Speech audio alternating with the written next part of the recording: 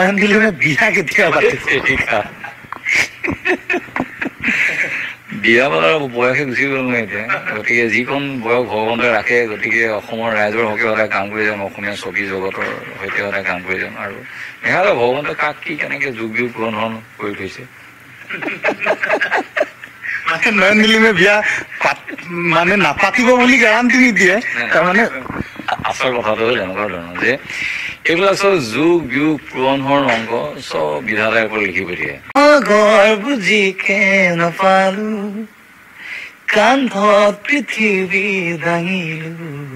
নমস্কাৰ বন্ধু বান্ধৱীসকল, অভিনেতা নয়ন নীলিমৰ খবৰটো পালেনে? আৰু যদি পোৱা নাই ভিডিঅ'টো চালে গম পাব নয়ন নীলিমৰ নতুন খবৰ, ভাল খবৰ কি আহি আছে নতুন বছৰত।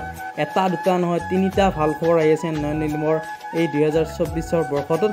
আৰু নয়ন নীলিমে কি এতিয়ালৈকে বিয়া নাপাতিলে, জানমণিৰ দুখত নে কাৰ দুখত এতিয়ালৈকে তেওঁ বিয়াত নবহিলে, বিয়া নাপাতিলে, আৰু তেওঁ বিয়া পাতিব নে কাক বিয়া পাতিব সেইটোও তেওঁ ক'লে আৰু শুনি বহুত বেছি ভাল লাগিলে।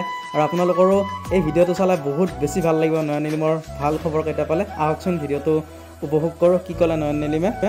সদ্যহতে নাম ছবিৰ নাম এনাউন্স কৰিব পৰা হোৱা নাই আৰু যদি ৰাইজৰ আশীৰ্বাদ আৰু শুভাকাংক্ষীৰ আশীৰ্বাদ যদি থাকে অতি শীঘ্ৰে আলোচনা আমি এনাউন্স কৰিম নামটো। আৰু এইবাৰ এখন দুখনে তিনিখনকৈ ছবি কাম একেলগে আৰম্ভ কৰিম। নতুন বছৰতে তিনিখনকৈ ছবি কাম কৰিম। বহুতে কয় যে অসমীয়া চিনেমা চাবৰ কাৰণে মানুহ নাহে, হললে নাহে, কিন্তু বন্ধু ইয়াৰ বিপৰীত দেখিলো যে সাংঘাতিক ধৰণে এটা ধাৰাৰ সৃষ্টি কৰিলে, হললে মানুহ আহিলে। আৰু মানে কি বুলি ভাবে, যদি ভাল এখন ছবি দিব পৰা যায় নিশ্চয় অসমীয়া মানুহে চিনেমা চাবৰ কাৰণে হললে আহিব। আচলতে প্ৰতিটো বছৰ সময় চাগে সেই সময় ভাল কিবা সময়ত আমাৰ সময়ত পাতৰি মিলিছে কিজানি এনেকুৱা হ'ব পাৰে।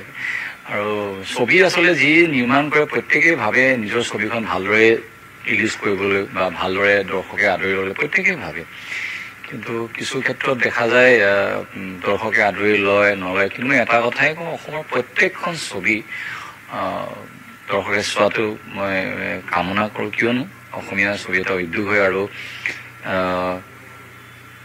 ভাল বেয়াটো আমি আঙুলিয়াই দিব লাগিব। যদি মোৰ ছবিখনো আজি বহুতে বন্ধু চাই বেয়াও পাইছিলে, তেখেতসকলৰ সেই কথাখিনি আশীৰ্বাদ হিচাপে লৈছোঁ যাতে সেই আহিবলগীয়া ছবিবিলাকত যাতে তেনেকুৱা এটা আমি ভুল নকৰোঁ।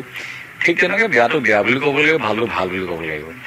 কাৰণ আজিকালি আমাৰ ছ'চিয়েল মিডিয়া প্লেটফৰ্ম হ'ল, ছবিৰ আঙুলিয়াই দিব পৰা হ'ল, গতিকে সেইটোক আমি আশীৰ্বাদ হিচাপে লোৱাটো খুব দৰকাৰী। কিন্তু অসমীয়া ছবি নেচাওঁ বা অসমীয়া ছবি বেয়াই হ'ব সেই মানসিকতাটো পৰিহাৰ কৰাটো খুব দৰকাৰী। বহুতে জানিব বিচাৰে যে নয়ন নীলিমে বিয়া কেতিয়া পাতিছে বিয়া পাতাৰ বয়সে গুচি গ'ল নহয় এতিয়া গতিকে যিকণ বয়স ভগৱন্তই ৰাখে গতিকে অসমৰ ৰাইজৰ হকে সদায় কাম কৰি যাম, অসমীয়া ছবি জগতৰ সৈতে সদায় কাম কৰি যাম। আৰু নেহালে ভগৱন্তই কাক কি কেনেকে যোগ বিয়োগ পুৰণ কৰি থৈছে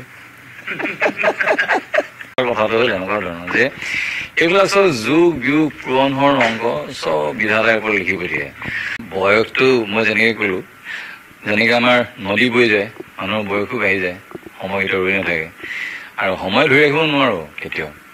কিন্তু এটা কথা মই চবকে প্ৰত্যেকক অনুৰোধ কৰিব বিচাৰোঁ যে প্ৰত্যেক মানুহে সদায় ৰাতিপুৱাৰ পৰা আমি শোৱালৈকে সদায় এটা পজিটিভ মনোভাৱেৰে আগবাঢ়ি যোৱাটো খুব দৰকাৰী। সদায় পজিটিভ। যদি কিবা এটা আমাৰ খেলি মেলি হৈছে যিকোনো আমাৰ কৰ্মক্ষেত্ৰত, সেইটো ভালৰ কাৰণে হৈছে বুলি ভাবি ল'লে হ'ল। মই তেনেকৈ বুলি ভাবোঁ। আৰু আহিবলগীয়া 2024 বৰ্ষটো প্ৰত্যেকৰে যাতে এটা উল্লেখনীয় বছৰ হৈ যাতে আপোনালোক পৰিগণিত হৈ ৰওক। বাস্তৱ সদায় গধুৰ, অতীত সদায় মধুৰ নহয়। সময়ৰ লগে লগে প্ৰতিটো বস্তু সলনি হৈছে। চিডিৰ আগতে চিনেমা হল আছিলে, তাৰপিছত কেছেট আহিলে, কেছেটৰ পৰা CD, DVD, পেন ড্ৰাইভ, এতিয়া আহিব মোবাইল। গতিকে প্ৰতিটো বস্তু সলনি হোৱাটো স্বাভাৱিক। আৰু সেইটো সেই গতিকে অতীতটো সদায় অতীত হিচাপে ৰাখিব লাগে। আৰু অতীতক যদি আমি ভাবি থাকোঁ তেতিয়াহ'লে আমাৰ বৰ্তমানে কাম কৰাত ক'ৰবাত নহয় ক'ৰবাত আমি ৰৈ যাম। জানমণিৰ কথা মনত পৰিলেই বা আহিলেই মানে বেলেগ এটা বহুত বেছি নষ্টালজিক হৈ পৰে। জানমণিক আজিও মিছ কৰেনে? জানমণি আগতে 2000 চনৰ পৰা ওলাইছিল নেকি, 2001 পৰা ইমান পৰা ওলাইছিল, 2001 2002 জানমণি আছে, ইউটিউবত আছে, জানমণি মোবাইলত আছে, থাকিব সদায়। জানমণি অন্তৰতো আছে। জানমণিত অসমৰ প্ৰত্যেকজন দৰ্শকৰ, প্ৰত্যেকজন শ্ৰোতাৰ দৰ্শকত আছে হৃদয়ত। ফুল ফুলিছে বসন্ত বুলি ক'লে মানুহে চবেই ভাল পায়। আমোলো নহলো পালি দেখুৱা বোলে, চৰাইও নহলো মই, তেনেকুৱা ধৰণৰ কথা আচলতে। নয়ন নিলিম কেৱল অভিনেতাই নহয়, ভাল কণ্ঠশিল্পীও। বহুত কেইটা আপোনাৰ গানো আপুনি, আপোনাৰ ভুল ছবিতো আপোনাৰ গান আপুনি গাইছে। অকমান শুনিম আপোনাৰ গান। বন্ধুত কিন্তু বিৰাট সাংঘাতিক গাইছে। বন্ধু ৰাইজে বন্ধু, গতিকে সেই তেনেকুৱা এটা অনুপ্ৰেৰণা পালোঁ কাৰণে বন্ধু গীতটোৰে গাবলৈ চেষ্টা কৰিলোঁ। আৰু ৰাইজে সেই গীতকেইটিক আদৰি লোৱাৰ কাৰণে ভাল লাগিল। ঘৰ বুজিকে নাপালো, কান্ধত পৃথিৱী দাঙিলো, তামাম কিৰিলি পাৰিলো, খেজাৰ চুপতি মাৰিলো, সৰু সৰু সৰু ধিটিঙালি, সৰু দুষ্টামি, ডাঙৰ নহম যেন কাহানিও, পৰু পৰু পৰু বাগৰি, যদিও জুতিত বন্ধু ধৰিবা তুমি।